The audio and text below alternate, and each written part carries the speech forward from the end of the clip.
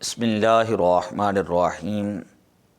حضرت نعمان ابن بشیر رضی اللہ تعالیٰ عنہ بیان کرتے ہیں، حضور علیہ الصلاۃ والسلام نے ارشاد فرمایا، الا وان فی الجسد مضغۃ اذا صلح الجسد کلہ، کہ انسان کے جسم کے اندر گوشت کا ایک ایسا لوتھڑا ہے، اگر وہ صحیح ہوں تو تمام جسم صحیح ہو جاتا ہے، وَإِذَا فَسَدَ الْجَسَدُ كُلُّهُ، اور اگر وہی خراب ہوں تو سارا جسم خراب ہو جاتا ہے۔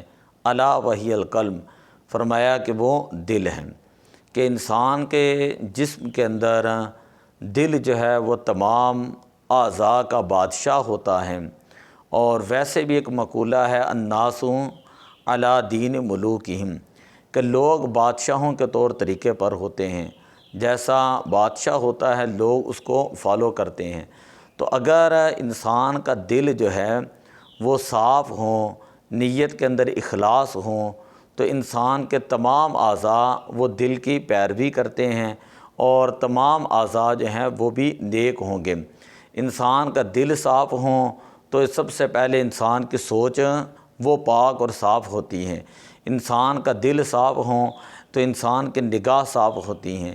انسان کا دل صاف ہوں تو انسان کی زبان جو ہے وہ پاک اور صاف رہتی ہیں، اور برائی، چغلی، غیبت اور جھوٹ وغیرہ سے بچی رہتی ہیں۔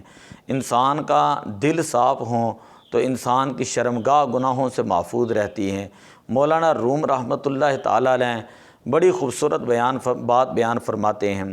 آپ فرماتے ہیں کہ دل بدست آور کہ حج اکبر است، کہ یہ جو دل ہے، دل اس کو اپنے کنٹرول کے اندر رکھو، اس کی اصلاح کرو، اس کے اوپر نظر رکھو۔ وہ دل کی اصلاح قرآن پاک پڑھنے کے ساتھ ہوں، دل کی اصلاح موت کو یاد کرنے کے ساتھ ہوں، دل کی اصلاح عبادت اور ریاضت کے ساتھ ہوں، دل کی اصلاح تزکیہ نفس کے ساتھ ہوں۔ تو یعنی کسی بھی طریقے سے انسان کے دل کی اصلاح ہوں، انسان اپنے دل کو صاف رکھیں، دل کو پاک رکھیں، اور جتنا انسان کا دل پاک اور صاف ہوگا اتنا ہی انسان جو ہے وہ گناہوں سے محفوظ ہوگا۔ دل بدست آور کہ حج اکبر است، ادھداراں کعبہ یک دل بہتر است۔ اس کا مطلب بھی یہی ہے کہ جب انسان حج کرتا ہے اور خانہ کعبے کا جا کر طواف کرتا ہے تو حدیث شریف کے اندر آتا ہے انسان کے گزشتہ تمام گناہ جو ہے وہ اللہ تعالیٰ معاف فرما دیتا ہے۔ لیکن اس کے اندر گارنٹی نہیں ہوتی کہ انسان کے مستقبل کے گناہ جو ہے وہ بھی معاف ہوں گے یا نہیں۔ لیکن اگر انسان اپنے دل کو صاف کر لیتا ہے، پاک کر لیتا ہے، اور اللہ تبارک و تعالیٰ کی بارگاہ کی طرف رجوع کر لیتا ہے دلی طور پر، اور اپنے دل کے اوپر اللہ کی محبت کا رنگ چڑھا لیتا ہے، تو اخلاص کے ساتھ جب وہ توبہ کرتا ہے، ندامت اختیار کرتا ہے، تو انسان کے اللہ تعالیٰ ماضی کے گناہوں کو بھی معاف کر دیتا ہے۔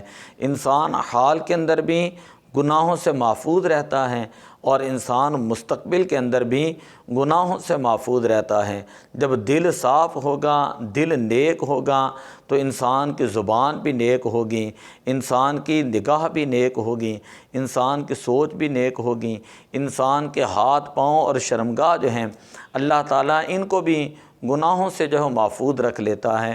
تو اس لیے آج علم بہت زیادہ ہیں، جس طرف دیکھتے ہیں ہر کوئی جو ہے وہ علم کی باتیں کرتا ہوا نظر آ رہا ہے، لیکن آپ کبھی ان کے دلوں کی طرف دیکھیں، دلوں کی طرح نگاہ کریں تو وہ بالکل ویران جو ہے وہ دل نظر آتے ہیں، ویران گھر کی طرح دل نظر آتے ہیں۔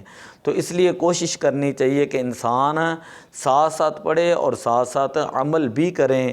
ساتھ پڑھے گا، عمل کرے گا، دل صاف ہوگا، تو اللہ تعالیٰ کی رحمتیں جو ہوں انسان کے اوپر نازل ہوں گی۔